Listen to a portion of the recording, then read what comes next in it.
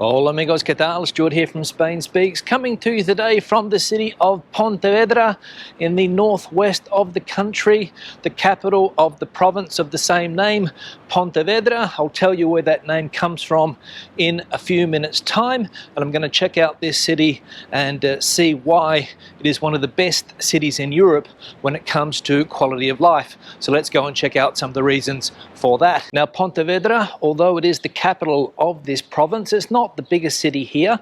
The biggest city is about 20 minutes away by car. It's called Vigo. I was there yesterday, and I've recently published a video on that city. But Pontevedra has a population of around 83,000 people. Compare that to Vigo, which is around 300,000 people, so 3 times more in the other city.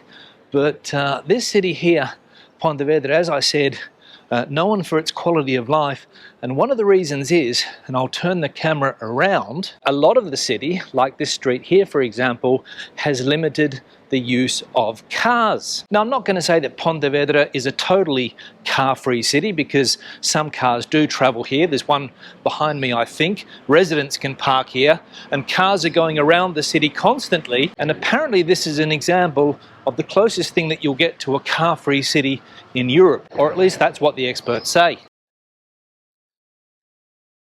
Now, I'm working my way to the old part of the city. I'm going to check out the river, and I also want to check out some of the bridges, because that's where this city got its name from, Pontevedra.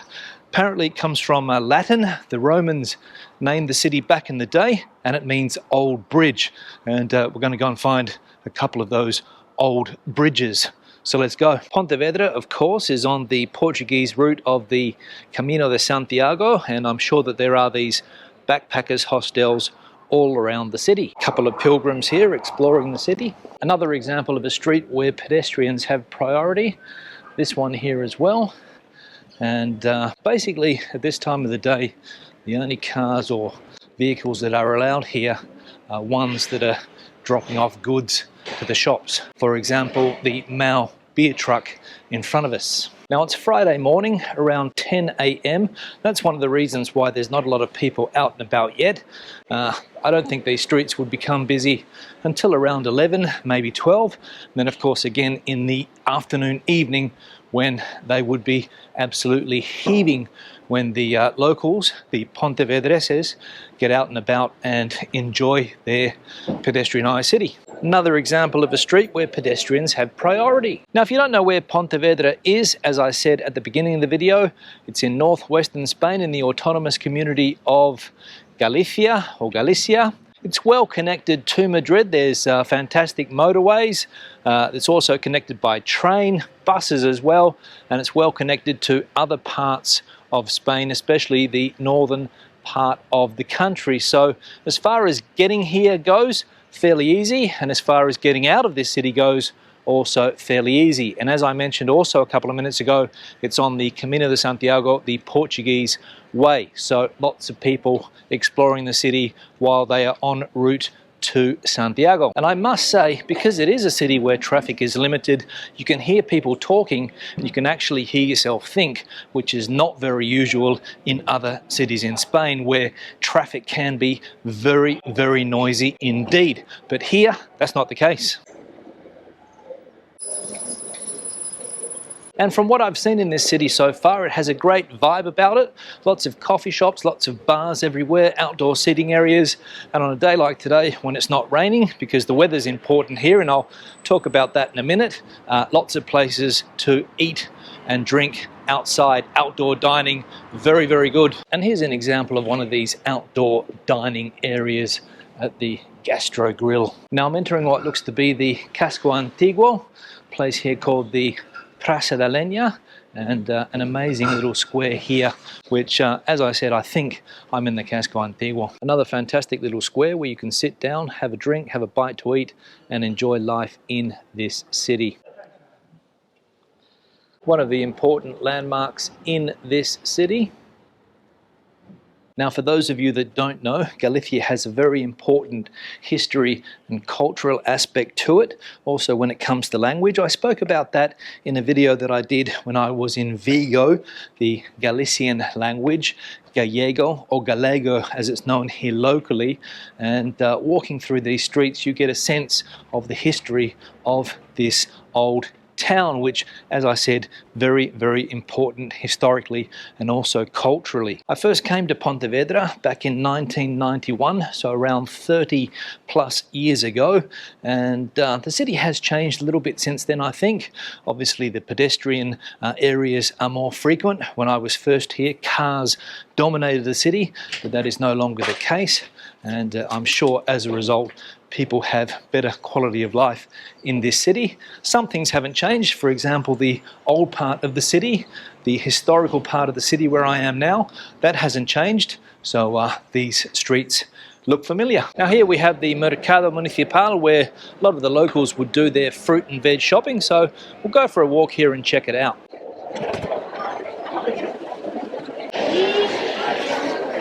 Lots of local produce here.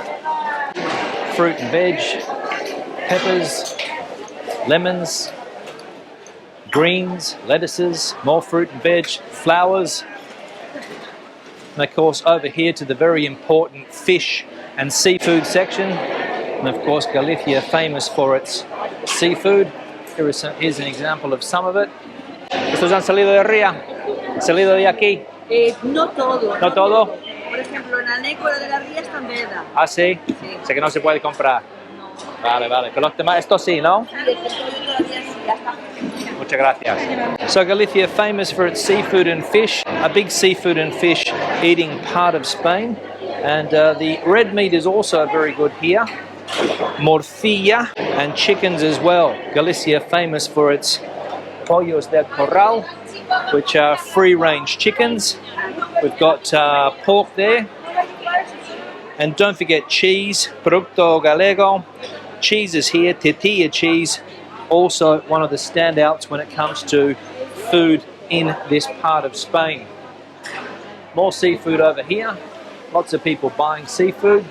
We've got clams, razor clams, mussels, prawns, everything you want, you can buy it here in this market.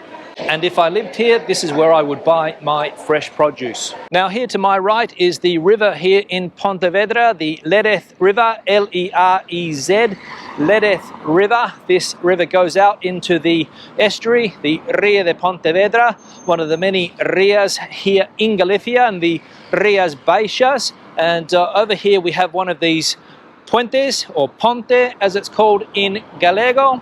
The Ponte de Burgo, I think this one is. Don't quote me on that, but I just had a look and I think that's what it's called. Ponte de Burgo, here it is. This is one of the rivers which I think this city gets its name from. And of course it is the river here that gives life to a city like Pontevedra. Magnificent. And another thing you might not know about Galicia and Pontevedra is that it has a big rowing culture. And as we can see there, some guys out practicing in their canoes, and a guy over there in his scull. And one thing I will say is that the weather has really turned it on for me today. And although it could rain at any moment, because there are rain clouds in the sky by the look of it, at the moment the sun is shining, and as I said, a magnificent day. I'm here in a t-shirt. It's the beginning of May, around the 5th of May I think it is, and it's around 22 degrees Celsius, quite humid, which is typical for this part of the world. But as I said, it could rain at any moment. But let's be honest, if you come to a city like Pontevedra or any of the Galician cities, you want to see a bit of rain, because it's all part of Galicia, the wet weather. Now I'm going to go for a walk along the River Lérez, work my way around, and then dart back into the center of the city and show you some of the historical sites in the city also. But what I will say, from what I have seen so far here in Pontevedra, this is a city with a very high quality of life, and it is living up to its reputation. Now another one of the important bridges here in Pontevedra, in front of us there, the Ponte de Correntes, the bridge of the currents, and I'll turn the camera around so you can see the distance between that bridge and the bridge that we saw a couple of minutes ago. Now here in Pontevedra and the Ria, or the estuary, there's life on both sides of the estuary, lots of towns on both sides, and the bridge behind me here will take you to some of the towns and villages on the other side of the river. For example, Pollo, Sanxenxo and Vilagarcía, with Sanxenxo being one of the most important summer resorts in this part of Spain. And recently the former King Juan Carlos was there at a regatta, and didn't that make headlines? Again, an example of the important rowing culture in this city. Now, although I'm not an expert, I reckon it's low tide currently. Now, I mentioned earlier in the video that Galicia has its own language, the Gallego language. Different from Castellano Spanish, of course. It is a Romance language. There are similarities. And as I mentioned in a video recently, the local language here is sort of a mix of Castilian Spanish and Portuguese, but it is unique. And what I will say is that I have heard more people here in Pontevedra speaking Gallego or Gallego than I heard in Vigo. Don't know why that is. I imagine it's because of the size of the city.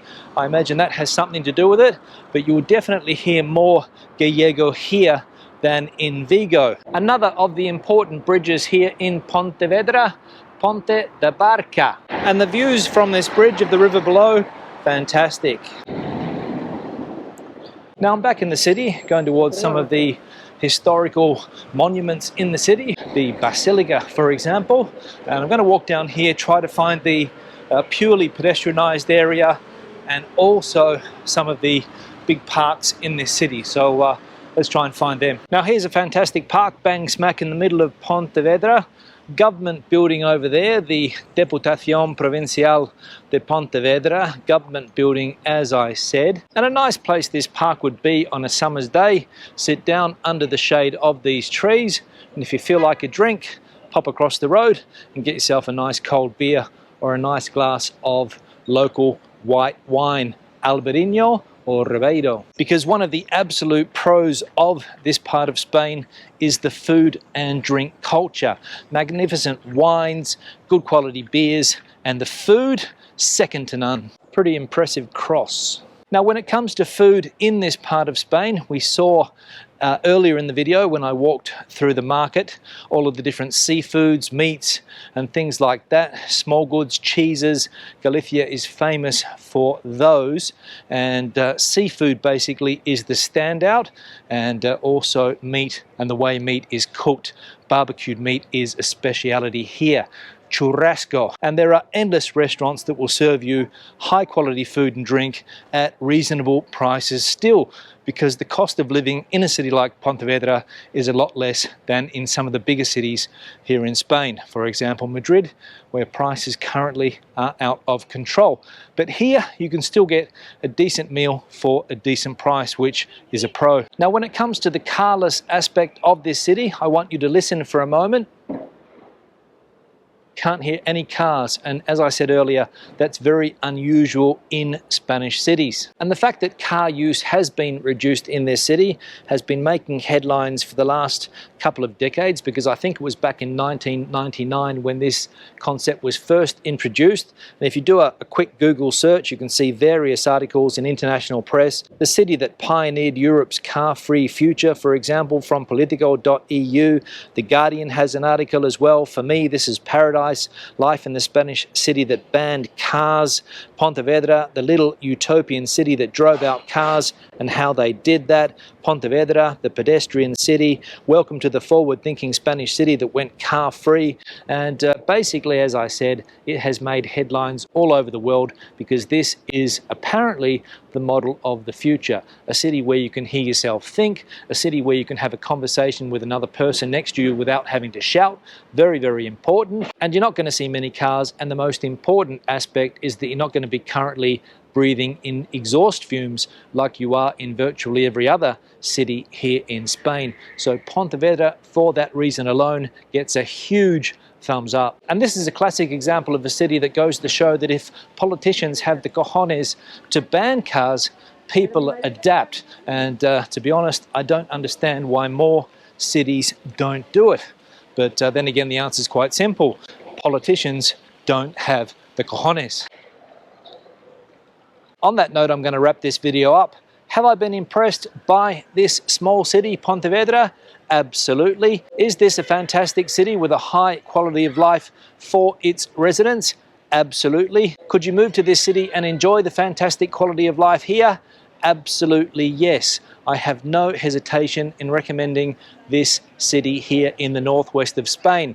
The weather's a bit of a problem, but if that's not an issue for you, you will enjoy everything that this city has to offer. Questions and comments, please leave them in the section below. Debate the video out as you normally do. Give it a thumbs up if you liked it, thumbs down if you didn't. If you've been to Pontevedra, let me know what you thought of the city, whether you enjoyed it. If you live here, let me know what your quality of life is like. I'll see you in the next one. Hasta luego.